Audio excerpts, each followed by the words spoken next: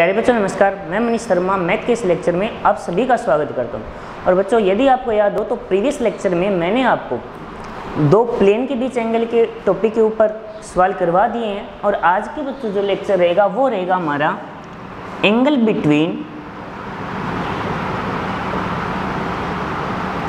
Plane and a line, यानी एक समतल और एक रेखा के मध्य क्या क्या कोण बनेंगे या कोण का मान कैसे ज्ञात किया जाएगा। बच्चों आज हम उन पे चर्चा करेंगे। और यदि आपको याद हो तो प्रीवियस लेक्चर में मैंने आपको इससे रिलेटेड फॉर्मूला भी बताया था। फॉर्मूला क्या था बच्चों स्टूडेंट कि यदि कोई लाइन हो A vector plus lambda B vector के फॉर्मेट में और कोई प्लेन हो R vector dot N vector equal to Q के फॉर्मेट में, तो दोनों के बीच का जो एंगल होगा वो होगा साइन थीटा। फॉर्मूला क्या होगा, n vector dot b vector upon magnitude of n vector या मैग्नीट्यूड ऑफ बी वेक्टर। एक ये, और इसको कार्तीय रूप में भी लिखा जा सकता है, लेकिन हम इसको वेक्टर फॉर्मेट से ही सॉल्व करेंगे। तो बच्चों आप सब जानते हो कि यदि थीटा इक्वल टू क्या हो जाए 0, उस कंडीशन में साइन थीटा क्या हो जाएगा 0 हो जाएगा, क्योंकि हम सब जानते हैं साइन 0 का मान क्या होता है 0। यानी इस कंडीशन में जो प्लेन और लाइन है वो क्या हो जाएंगे पैरेलल, यानी समांतर। बात समझ में आ गई बच्चों। अभी तक जो प्रीवियस क्वेश्चन हमने किए उनमें यदि कोस थीटा 0 होता था तो हम ये बोलते थे कि जो लाइन है वो परपेंडिकुलर है या प्लेन है वो परपेंडिकुलर यानी लंबवत है। लेकिन यहाँ पर आप कौन देखो तो कोस नहीं यूज हो रहा है, यहाँ पे साइन यूज हो रहा है। और साइन 0 कब होता है, जब वो क्या हो पैरेलल हो यानी समांतर। तो बच्चों बस सिर्फ ये बात आपको स्पेशली याद रखनी है। जब दो वेक्टर हो तब आप कोस थीटा यूज करोगे, दो लाइन हो तब आप कोस थीटा यूज करोगे, दो प्लेन हो तब भी आप कोस थीटा ही यूज करोगे। लेकिन जब लाइन और प्लेन आ जाए तब कोस थीटा ने आकर क्या आएगा साइन थीटा, और इसकी वैल्यू 0 वो पैरेलल को इंडिकेट करेगी। ठीक है, पहले जो 0 होता था कोस थीटा 0 होने का मतलब होता है, क्योंकि हम सब जानते हैं बच्चों कि कोस π/2 यानी कोस 90 डिग्री का मान क्या होता है 0। यानी जो एंगल π/2 होने का मतलब होता था कि लंबवत होगी यानी परपेंडिकुलर होगी। साइन थीटा 0 होता है 0 डिग्री पर, और जब प्लेन और लाइन के बीच एंगल 0 होगा इसका मतलब ये हो जाएगा कि वो दोनों आपस में क्या होंगे पैरेलल यानी समांतर। तो आइए बच्चों इससे रिलेटेड आज हम कुछ क्वेश्चन सॉल्व करते हैं।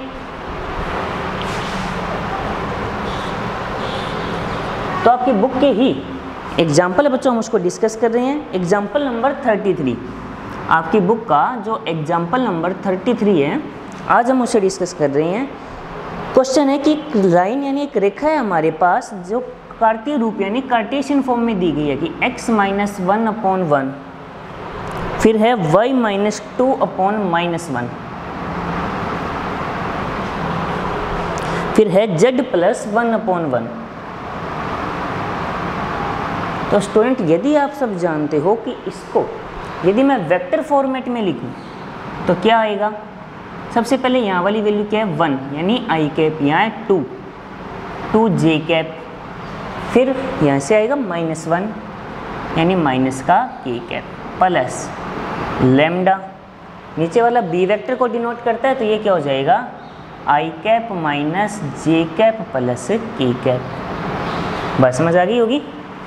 आप कहोगे सर यहाँ पे ऐसा क्यों लिया, क्योंकि यदि आपको कार्तीय रूप कार्टेशियन फॉर्म याद हो लाइन की तो क्या होती है, मैं एक बार लिख देता हूँ x-x1/a y-y1/b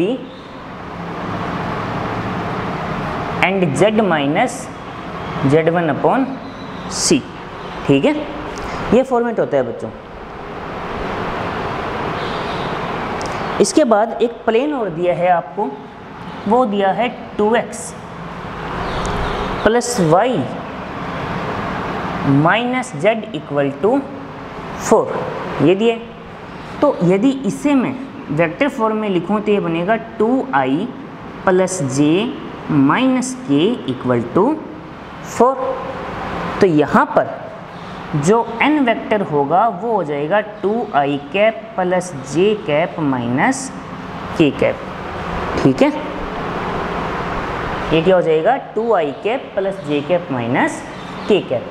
तो बच्चों अब मुझे जो वैल्यू चाहिए मैं b वेक्टर और लिख लेता हूँ। b वेक्टर की जगह क्या दिया आपको i cap minus j cap plus k cap. तो बताइए बच्चों इतनी बात समझ आई या नहीं आई, कोई डाउट है? क्लियर हुआ होगा इतना कि सबसे पहले आपको क्या करना होगा, जो भी आपको वेक्टर फॉर्मेट में हो या कार्टेशियन फॉर्मेट में हो, जो भी प्लेन है और जो भी लाइन है उनको वेक्टर फॉर्मेट में बना लो। वेक्टर फॉर्मेट में लिखने का तरीका, एक लाइन को ये होता है और ये हो गया आपका प्लेन, और वहाँ से आप सबसे पहले किसकी वैल्यू पता करोगे, n वेक्टर और b वेक्टर को। n वेक्टर कहाँ से आएगा, प्लेन से, और b वेक्टर बच्चों कहाँ से आएगा, लाइन से।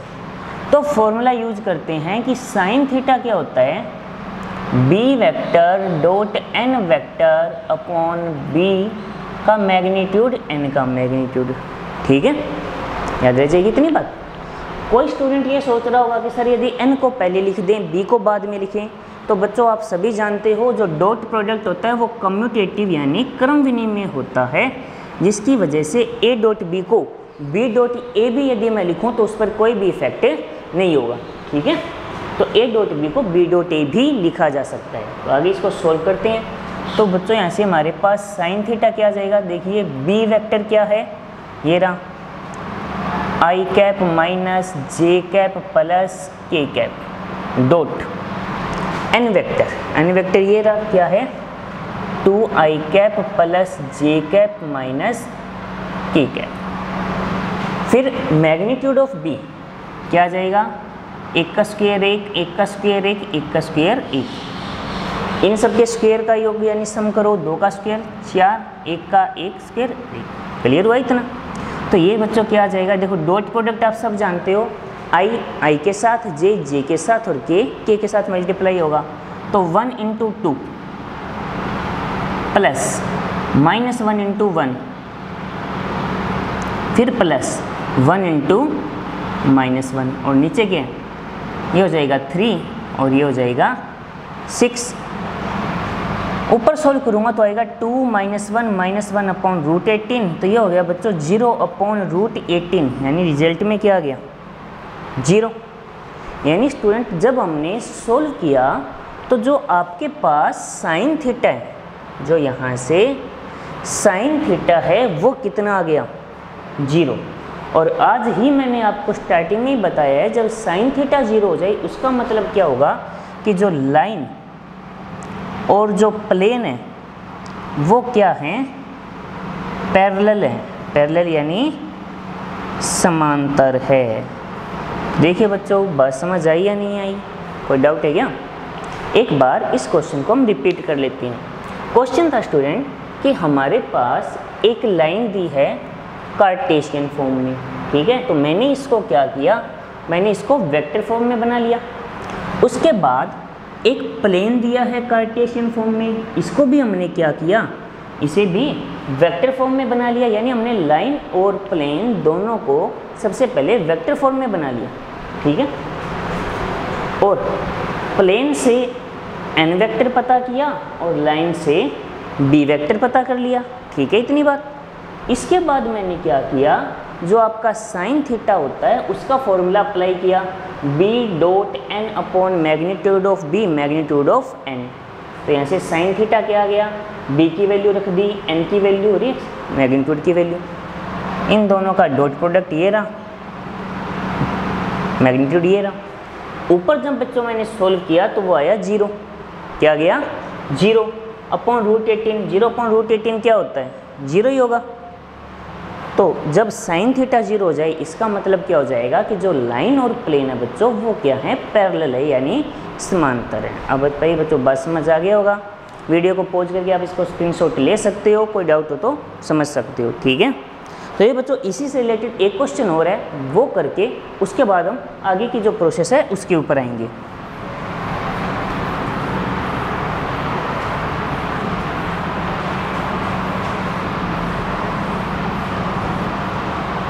नेक्स्ट क्वेश्चन है बच्चों कि हमें दिया गया है कि यदि रेखा और समतल समांतर हो तो m का मान याद कीजिए। यानी क्वेश्चन को मैं एक बार पहले लाइन और प्लेन की इक्वेशन लिख लेता हूँ। लाइन है बच्चों मेरे पास r vector equal to i minus 2j plus k, i minus 2j plus k plus lambda.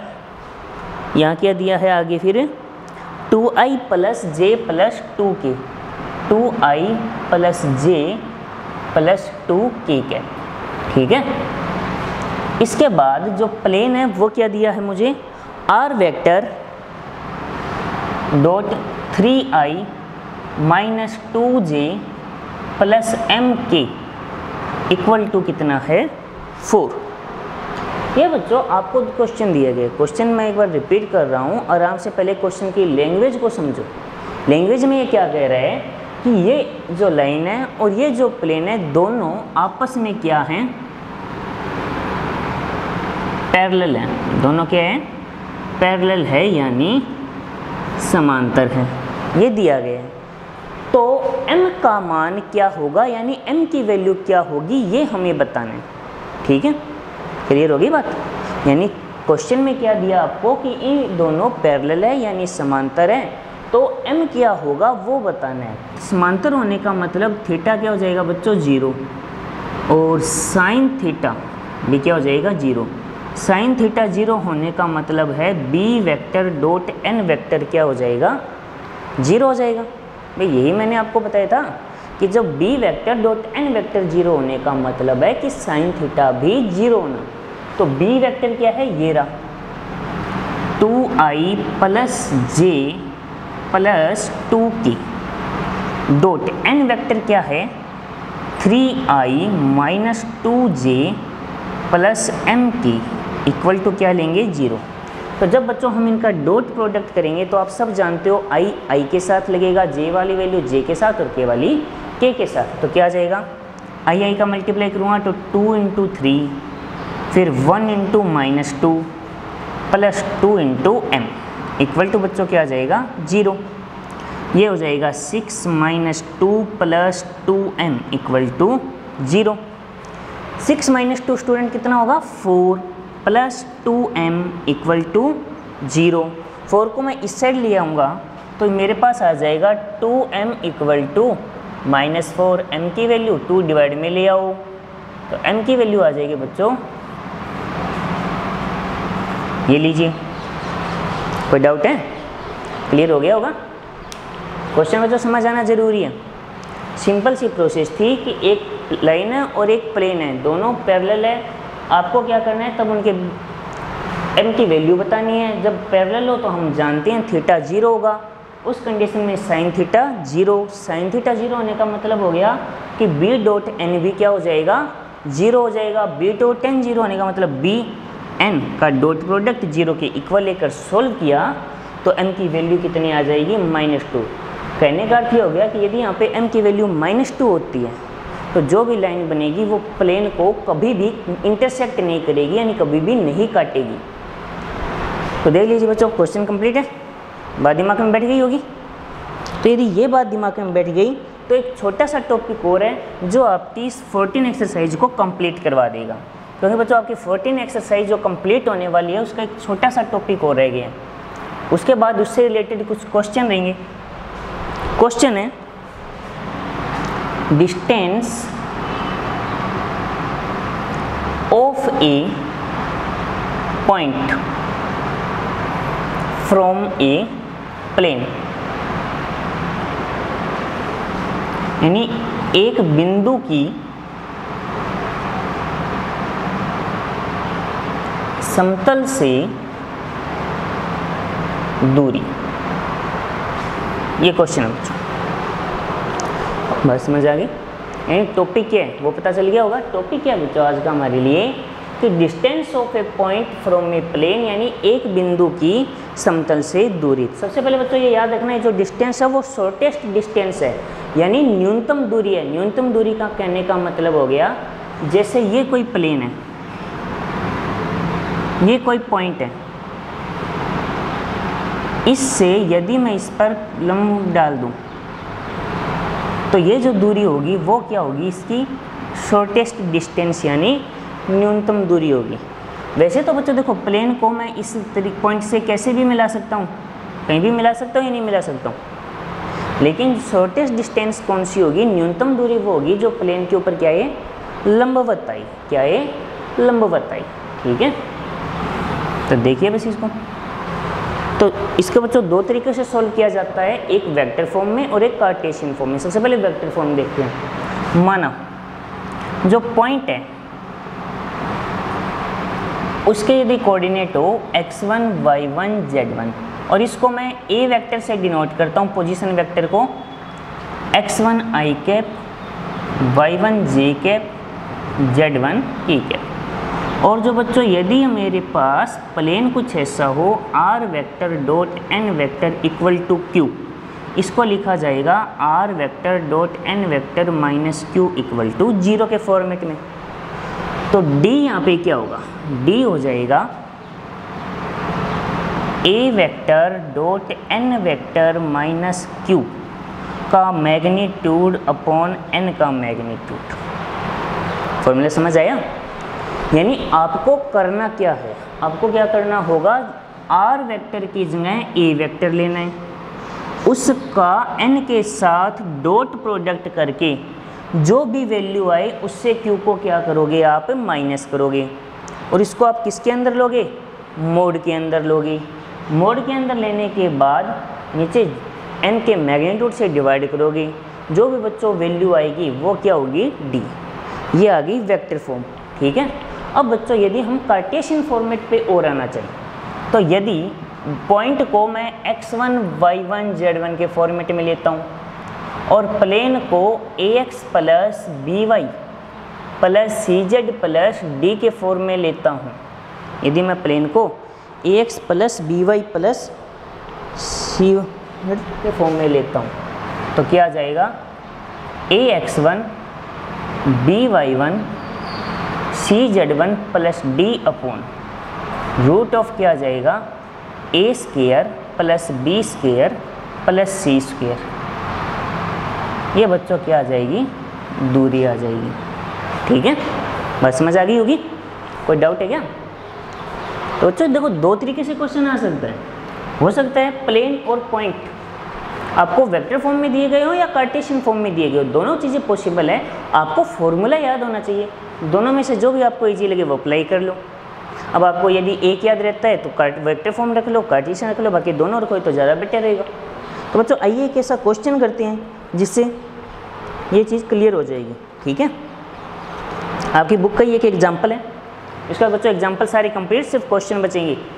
Clear है बात, फॉर्मूला याद रह जाएगा। तब देखिए आगे,